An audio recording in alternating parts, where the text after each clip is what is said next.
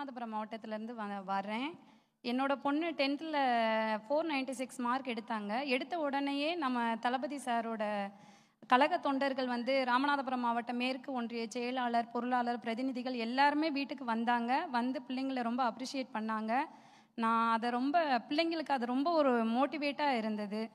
ஒரு சின்ன விஷயம் நான் தளபதி கிட்ட இன்னைக்கு சொல்லணுங்கிறது என்னுடைய நீண்ட நாள் கனவாகவே இருந்தது.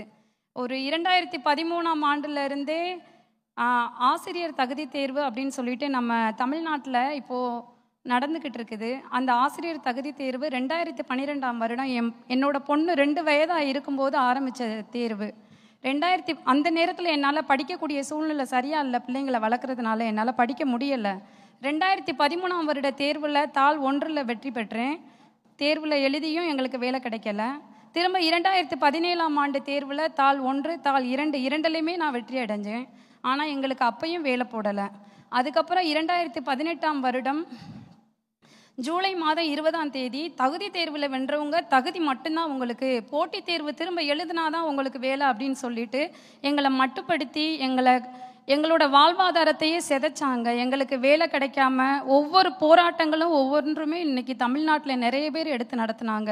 ஆனால் இதுவரைக்கும் வேலை போடலை. அதுக்கப்புறம் உங்களுக்கு போட்டித் தேர்வு நடத்துவேன்னு சொன்னவங்க இதுவரைக்கும் இப்போதான் கடைசியாக 2024 தான் போட்டித் தேர்வு நடத்துனாங்க.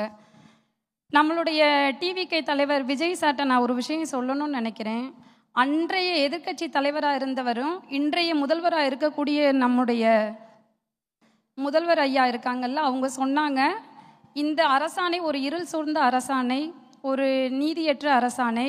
இதை பற்றி பேசுகிறதுக்கு நான் சட்டசபையில் நான் கேட்டேன். ஆனால் எனக்கு அதுக்கான வாய்ப்புகள் மறுக்கப்படுது. நான் ஆட்சிக்கு வந்த உடனேயே உங்களுக்கு நான் வேலை போடுவேன் அப்படின்னு சொல்லி வாக்குறுதி கொடுத்து தான் எங்களுக்கு வந்தாங்க ஆட்சிக்கு.